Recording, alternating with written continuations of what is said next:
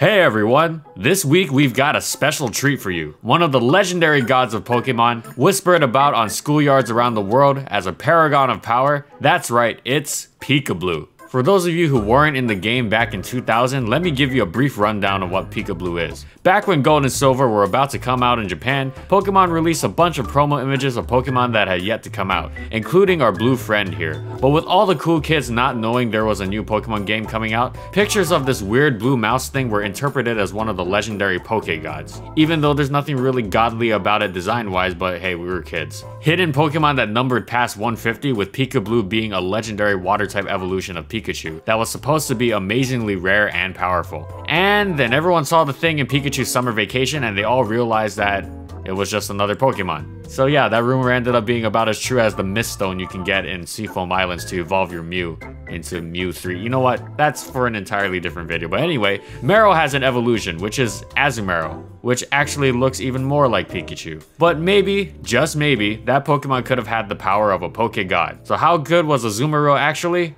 Let's get on with it. Let's find out.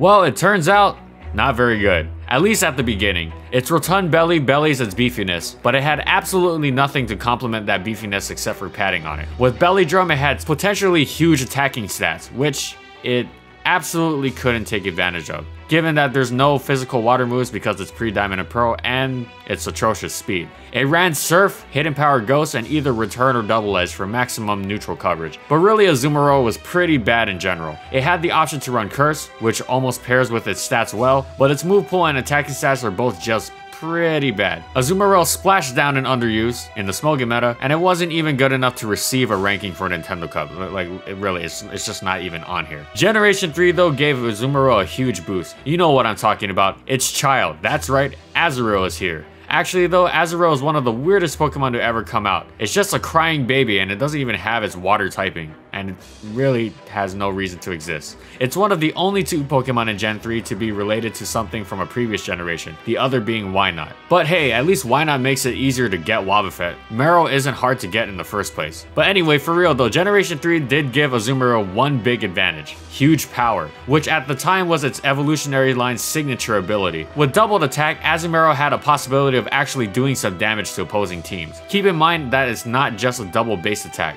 It's after all calculations. So all of Azumarill's investment into attack got doubled as well. Its biggest issue was its low speed, which it circumvented by running a sub-punch set, augmented with Sing or Encore to gain more chances to set up its substitutes. With 100 attack focus punches, Azumarill could actually be nominally quite threatening if it was able to set up. However, its lack of a great move pool and resilience on the set meant that it definitely wasn't a top tier threat. It was completely walled by Weezing and most other things that could resist fighting type moves like Gyarados, Salamence, Gengar, and Claydol. Hidden Power Ghost patched up some of those problems, but Azumarill was still an incredibly limited Pokemon. While it had its possible places in overuse because of good matchups on water types and Blissey, Azumarill was still in underuse, but most definitely better than before. Choice Band was also an option, but Azumarill was really too slow to use it that well. The physical special split was incredibly kind to Azumarill, giving it the opportunity to finally use stab moves with its attack stat for a bit of more power. And let's not forget that water is quite a good attacking type as well. Huge power made the newly discovered Aqua Jet's power, well, huge, and the increased priority meant Azumarill was finally capable of overcoming its awful speed. With nice resistances, some okay bulk, and an absolutely incredible ability that gained even more power in conjunction with Choice Band, Azumarill was finally starting to come to its own. Return and Ice Punch or Superpower gave it some alright coverage as well. That said, it was still far from PokeGod status. Using any more of its powerful moves meant letting go of that Aqua Jet priority, and Azumarill's 50 base speed was still its bane. Although Sub Punch was still a viable strategy, especially because the Buoyant Bunny's HP stat was large enough to hit the magical number of 101 for substitutes, which didn't die to Seismic Toss, it fared worse against tanks. Huge power may make Azumarill hit like a truck, but that's about all Azumarill could do. And the true truck power was actually illegal, because Belly Drum and Aqua Jet weren't allowed together due to breathing complications. Other offensive Pokemon like Metagross, Machamp, Snorlax, or Scizor could also match its power. What's more, those Pokemon all had other things to offer as well, be it high speed, bulk, defensive typing, coverage, or recovery. Azumarill could dish it out, sure, but it just wasn't quite good enough to make it into overuse, although it functioned as a premier wall breaker in underuse. If it had been able to use Belly Drum and Aqua Jet together, it would have easily overcome its limited move pool, but that just wasn't the case.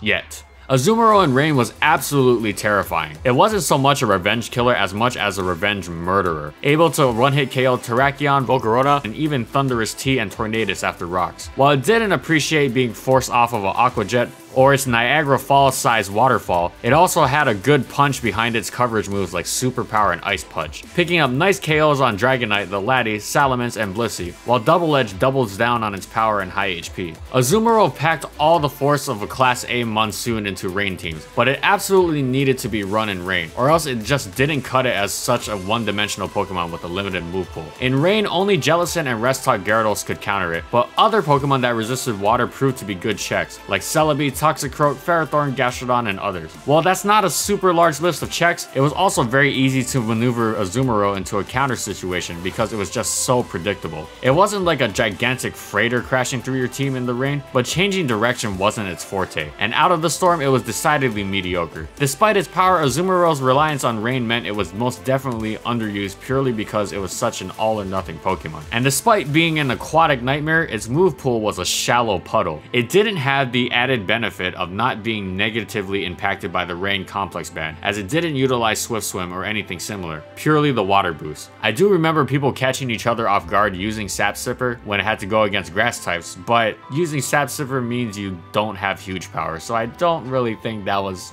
that viable in the grand scheme of things. In VGC, Azumarill was ever present as a check to common other Pokemon. Aqua Jet was something any Pokemon weak to water had to be wary of, and just having an Azumarill on your side of the field meant your opponent would have to think twice about throwing out their Infernape or Excadrill. VGC is where Azumarill's bulk really shone as well, as being able to live one more hit meant one more Aqua Jet or a turn for the opponent as opposed to just dying to its counters. It still hated Jellicent and Gyarados, but Azumarill did quite well for itself in VGC 2012. Too bad it didn't have Belly Drum yet, but we'll get to that. And here, finally, Azumarill comes into its own, and all by embracing its cuteness. That's right, Azumarill is a fairy type now, and boy, that is a huge buff. An immunity to dragons and resistances against fighting and dark type moves meant Azumarill's bulk, usually just a nice side note to its terrifying strength, now made it a hard to kill behemoth as opposed to just the usual behemoth it was beforehand. With more, Play Rough is an awesome fairy type stab move, combining the benefits of both Double Edge and Ice Punch, which was coverage neutrally and super effectively and power all in one move. With that slot freed up, Azumarill can now reliably run Superpower to hit Steel types, or even go in on Knockoff to dispatch one of its oldest counters, Slowbro. What's more, Belly Drum was finally legal with the requisite Aqua Jet, which was one hell of a combo, along with a move pool that had been improved over 4 generations that made for one scary Water Rabbit. Even Ferrothorn and Amoonguss could be OHKO'd by a +6 Azumarill knockoff, which is pretty absurd. Finally, Assault Vest Azumarill played towards its tanky nature, giving Azumarill a niche as a threatening pivot into anything it resisted, and you didn't even have to change its moveset. As for counters, and well, actually they're more like checks at this point, the aforementioned Amoonguss and Ferrothorn did extremely well against any Azumarill that wasn't Belly Drum. Ferrothorn could potentially be 2-hit KO'd by Superpower, but if it got in clean, it would beat Azumarill straight up. And with that fairy typing, Azumarill is now weak to poison types, like Mega Venusaur or Tentacruel, which both gave Azumarill a lot of trouble. And physically defensive steel types like Skarmory, Mega Scizor, and Magnezone could switch in on Play Rough, or even potentially a Waterfall off the Choice Band set, and immediately threaten the KO. Basically, physically defensive Pokemon in general stopped Azumarill quite well, unless it had a Belly Drum up. That's what you get when you're a one-note Pokemon. But becoming a fairy finally gave Azumarill the boost it had so long awaited, and it triumphantly landed itself a coveted spot in overuse after 5 generations. Azumarill's buffs transferred over very nicely into VGC. While the large amount of electric attacks weren't something it was pleased with, it was still an immediate threat on the field due to Aqua Jet, with other Pokemon able to give it support via Rage Powder or Follow Me that allowed it to reliably get Belly Drum up. This thing knocked suckers out. It was especially threatening under Tailwind, and the ability to potentially check Talonflame was highly regarded. In fact, Azumarill even won Nugget Bridge's 2014 VGC Invitational on the team of Baz Anderson, paired fittingly enough with Raichu, its one-time thought relative from its Pikablu days. A fitting height for it to have finally reached a happy ending. Though again, there are a lot of Gen 6 electric types and grass and poison types in VGC, so it might have been kinda hard to put Azumarill on a team at some times, but it's definitely viable. So how good was Azumarill actually? Well, for the most part, it certainly wasn't a PokeGod, and at some point it was even a little below average. But once it got that combination of Aqua Jet and huge power, it was terrifying. Sure, it didn't make overuse until Generation 6 because of its fairy typing, and finally getting Belly Drum with Aqua Jet, but despite its cute appearance, Azumarill has been a truly menacing threat for a while now, mowing down all who oppose it with a smile and some tremendous force. And as of this video with Gen 7, at least for singles, I hear it's pretty alright with Z Belly Drum. Thanks so much for watching, everyone. If you liked the video, you want to see more, be sure to subscribe to False Swipe Gaming for more weekly Pokemon content. And of course, as I always say every video, comment on what Pokemon you want to see next. And also thank you so much to our patrons for continued support of our videos, and thank you to all of you for watching again. I would not be able to do any of this without you. And that's it. See you next time, everyone.